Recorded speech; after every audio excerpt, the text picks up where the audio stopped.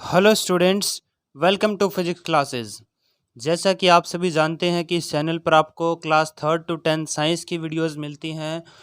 और पिछली वीडियो में हमने क्लास 6 से चैप्टर नंबर 2 शुरू किया था, जिसका हमने आधा पार्ट कर लिया था और आधा पार्ट हम आज करेंगे। देखो, उसका नाम था कंपोनेंट्स ऑफ फूड, यानी कि भोजन के घटक क्या होते हैं। तो कार्बोहाइड्रेट्स, फैट्स, प्रोटीन्स, ये 3 पार्ट हमने कर लिए थे पिछली वीडियो में। तो अगर आपको ये देखने हैं तो चैनल पर जाकर पिछली वीडियो को देख लीजिए। उससे आगे जाकर ही आप इन दोनों पार्ट्स को देखिए, विटामिन्स एंड मिनरल्स। कार्बोहाइड्रेट और फैट को हमने पढ़ा था कि ये दोनों फूड एनर्जी देने वाले हैं, यानी कि ये एनर्जी गिविंग फूड हैं। प्रोटीन के बारे में हमने पढ़ा था कि ये एक बॉडी बिल्डिंग फूड है। इनके हमने सोर्स डिस्कस किए थे, किस किस भोजन में ये ज़्यादा मात्रा में पाए जाते हैं।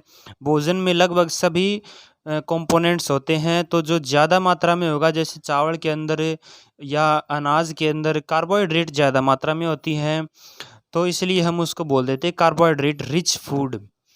जो फल हैं, सब्जियां हैं, वेजिटेबल्स हैं, उनके अंदर विटामिन्स ज़्यादा होते हैं। तो देखो, आज हम विटामिन्स और मिनरल्स के बारे में स्टडी करेंगे। तो सबसे पहली स्लाइड में देखिए कि विटामिन्स के बारे में क्या है। विटामिन्स जो कि अलग अलग टाइप्स के होते हैं, A B C D E K। तो ये 6 टाइप के विटामिन होते हैं। इनको हम प्रोटेक्टिव फूड बोलते हैं। जैसे कार्बोहाइड्रेट और फैट को हमने बोला था एनर्जी गिविंग फूड, प्रोटीन को कहा था body building food. Same vitamins protective food हैं। प्रोटेक्ट का मतलब होता है बचाना, तो ये हमें बीमारियों से बचाने वाले भोजन हैं। तो अगर ये हमारे शरीर में प्रचुर मात्रा में है, यानी कि जितनी हमें चाहिए उतनी मात्रा है, तो बीमारियों से ग्रस्त होने के कम चांसेस रहेंगे। इनके फंक्शन क्या हैं? Keep our eyes, bones, teeth and gums healthy. हमारी आँख, हड्डी, दांत और मसूड़ों को ये स्वस्थ रखते हैं। तो लगभग सभी विटामिन्स यही काम करेंगे। कुछ हैं जो वो स्किन पर भी काम करेंगे, यानी कि अपनी चमड़ी को सुरक्षित रखेंगे। तो सबसे पहला है विटामिन ए के बारे में हम देखते हैं, इनके सोर्स और इनकी कमी से होने वाली बीमारियों के बारे में हम आज स्टडी करेंगे। तो इसका एक साइंटिफिक नाम है हर एक विटामिन का, जो विटामिन ए के लिए दिया गया है रेटिनोल। इनको हम साइंटिफिक नाम बोलेंगे, साइंटिफिक नेम। क्लास 6 में ये ना भी याद हो तो चल जाएगा, आगे क्लासेस में आपको याद करने हैं। सेकंड जो पॉइंट है, keeps our skin and eyes healthy.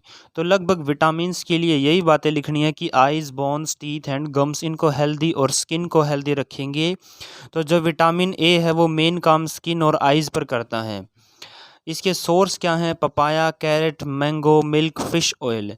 पपीता, गाजर, आम, दूध और मछली का तेल।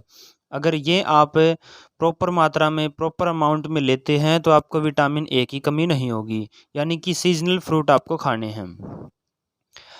अगर विटामिन ए की डेफिशिएंसी हो भी जाए, कमी हो जाए, तो कौन सी बीमारी होगी? लॉस ऑफ विजन, यानी कि देखने में कमी आएगी। नाइट ब्लाइंडनेस, रात को नहीं दिखेगा, जिसको रतौंधी नामक बीमारी बोलते हैं। तो ये एक डेफिशिएंसी डिजीज है। नेक्स्ट हम पढ़ते हैं विटामिन सी क्या होता है। इसका साइंटिफिक नेम है एस्कॉर्बिक एसिड। ये क्या करता है? फाइट अगेंस्ट मैनी डिजीज, बहुत सारी बीमारियों के खिलाफ ये भी लड़ाई लड़ता है, अगेंस्ट फाइट करता है। इसके सोर्स क्या? ये ज़्यादातर खट्टे पदार्थों में पाया जाएगा। Orange, lemon, tomato, green chilli. देखो, हरी मिर्च के अंदर भी विटामिन सी होता है। आंवला, गवावा। ये विटामिन सी ऐसा है जो चिली के अंदर पाया जाता है, दूध के अंदर नहीं पाया जाता। अगर विटामिन सी की डेफिशिएंसी हो जाए तो कौन सी डिजीज होगी? उस डिजीज का नाम है सकरवी। ये डिजीज ऐसी डिजीज हैं, यानी कि विटामिन्स की कमी से होने वाली, अगर हो जाए तो इंसान बहुत ही ज़्यादा कमज़ोर होगा। और अगर उसके अंदर प्रोटीन और कार्बोहाइड्रेट दोनों चीज़ों की कमी है तो he is not able to move, तो वो मूव करने के योग्य भी नहीं रहेगा। विटामिन बी, इसका नाम है थायामीन। इसको हम स्पेशली थायामीन को विटामिन B1 भी बोलते हैं। जैसे विटामिन के कई टाइप हैं, B1, B2, B12 तक है। तो एक B12 है जो जिसको हम ग्रुप ऑफ विटामिन्स बोला जाता है, यानी कि विटामिन बी कॉम्प्लेक्स। देखो इसके सोर्स क्या हैं, wheat, rice and liver. Liver यानी कि फिश लीवर, गेहूं, चावल और लीवर इसके सोर्सेज हैं, यानी कि अनाज में ये पाया जाता है। डेफिशिएंसी से बेरी बेरी नामक एक बीमारी होगी जिसमें इंसान बहुत ही वीक हो जाएगा। ये मैंने बता दिया, ग्रुप ऑफ विटामिन्स को बोलते हैं विटामिन बी कॉम्प्लेक्स। तो विटामिन डी का साइंटिफिक नेम कैल्सीफेरोल। सोर्सेज क्या हैं इसके, मिल्क, फिश, एग, लीवर और बटर। दूध, मछली, अंडा, लीवर और बटर। जो ही हर्बीवोर्स हैं, जो शाकाहारी जीव हैं, वो सिर्फ यहाँ से दूध और बटर ही खाएंगे। तो उन्हें ये श्योर करना चाहिए कि दूध और बटर वो प्रचुर मात्रा में लेते रहे, नहीं तो विटामिन डी की कमी हो सकती है। डेफिशिएंसी डिजीज़ क्या है, एक रिकेट्स नाम से बीमारी होती है। इसमें भी इंसान में कमज़ोरी ज़्यादा आ जाती है। और विटामिन डी हमारा शरीर खुद भी सिंथेसाइज करता रहता है बाय द सनलाइट। अगर हम सन की लाइट में रहते हैं ज़्यादा समय, तो हमारी बॉडी विटामिन डी को स्वयं ही सिंथेसाइज कर लेती है। कुछ अब मिनरल्स की स्टडी करते हैं। देखो जैसे आयोडीन है, आयोडीन हमें कहाँ से मिलता है, जिंजर यानी कि अदरक, नमक और मछली से मिलता है। इसकी कमी से एक ग्वाइटर नाम की डिजीज हो जाती है, यानी कि गले पर बहुत ही ज़्यादा सूजन आ जाती है। ग्वाइटर नाम से एक डिजीज है, घेंगा जिसको बोलते हैं। फॉस्फोरस देखो ये भी एक एलिमेंट है। ये कहाँ पाया जाता है, मिल्क, बनाना, ग्रीन चिली, एप्पल, नहीं ग्रीन चिली तक ही पढ़ेंगे, ये इसके सोर्सेज हैं। आयरन जो मिनरल है ये किस किस में पाया जाएगा, apple, green leafy vegetables and liver etcetera. इन फलों में ये आयरन पाया जाएगा। अगर आयरन की कमी हो जाए तो कौन सी डिजीज होगी, वो डिजीज़ का नाम है एनीमिया। इस डिजीज़ में भी बहुत ही ज़्यादा वीकनेस आती है। नेक्स्ट जो मिनरल है वो है कैल्शियम। इसके सोर्स हैं मिल्क, एग्स, यानी कि दूध और अंडे से हमें कैल्शियम मिलता है। तो जो शाकाहारी जीव हैं वो तो सिर्फ दूध ही पिएंगे। अगर दूध नहीं पिएंगे तो कैल्शियम की कमी होगी। कैल्शियम हमारी हड्डियों में, हमारे दांतों में होता है, और अगर कैल्शियम की कमी है तो दांत भी कमज़ोर होंगे और हड्डियां भी कमज़ोर हो जाएंगी। इसकी डेफिशिएंसी से देखो bones, teeth and gums become weak. ये तीनों चीज़ें वीक हो सकती हैं अगर कैल्शियम की कमी हुई तो। अब देखो ये तो हमने पढ़ लिए कुछ विटामिन्स एंड मिनरल्स। तो कुछ हमारे भोजन में है जो और भी चीज़ें होती हैं, जैसे वाटर है या कुछ डाइटरी फाइबर्स हैं जिनको हम रफेज बोलते हैं, जो एज सच हमें कुछ न्यूट्रिएंट्स तो प्रोवाइड नहीं करते लेकिन हमारी बॉडी के लिए बहुत ज़रूरी हैं। वो ये कैसे ज़रूरी हैं, it helps our body to absorb nutrients from food. अब भोजन के अंदर जो न्यूट्रिएंट हैं उनको एब्जॉर्ब करने के लिए हमें ज़रूरत पड़ेगी वाटर की, जो कि हमारे शरीर में लगभग 66% वाटर होता है। वो वाटर हमारी सेल्स के अंदर जो वैक्यूल्स हैं उनमें पाया जाता है। तो और भोजन में हम पकाते समय या भोजन को साथ में कुछ दूध वगैरह लेते हैं, उसके अंदर भी वाटर होता है। और दूसरा जो इसका फंक्शन है, it helps in throwing out some waste from body as urine and sweat, यानी कि यूरिन और स्वीट के दौरान बॉडी के अंदर जो वेस्ट मटेरियल है यूरिन और स्वीट से उनको बाहर निकालने का काम भी वाटर करता है। तो ये दो इम्पोर्टेंट फंक्शन है जो वाटर करता है। अब देखो हमारे भोजन के, हमारी डाइट के अंदर क्या क्या होना चाहिए। डाइट क्या होती है, एक मील यानी कि एक बार का भोजन जो आप कर लेते हैं उसको डाइट कहते हैं।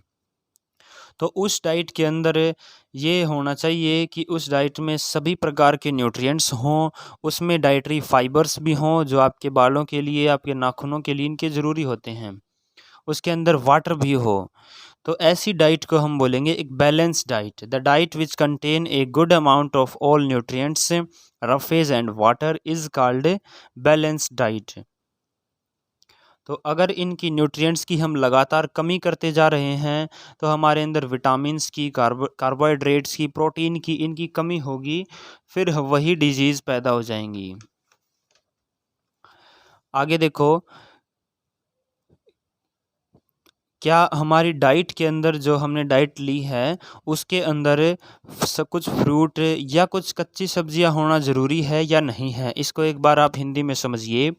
कुछ न्यूट्रिएंट्स जैसे कि विटामिन सी है या अलग प्रकार के कुछ विटामिन्स हैं, वो सब्जियों को धोते समय ही अगर उनको हम काट के या छील के धोएंगे तो वह वैसे ही निकल जाएंगे उनके अंदर से। विटामिन सी है वो आसानी से डिस्ट्रॉय हो सकता है जब हम भोजन को पकाते हैं, यानी कि विटामिन सी किसी भी भोजन में से निकल जाएगा जब उसको हीट किया जाएगा। अब विटामिन सी तो निकल गया है, उसकी कमी कैसे पूरी होगी? तो हमें वो अलग से लेना पड़ेगा, कोई कच्ची सब्जियां या कोई फल ऐसा लेना पड़ेगा जिसके अंदर विटामिन सी होता है।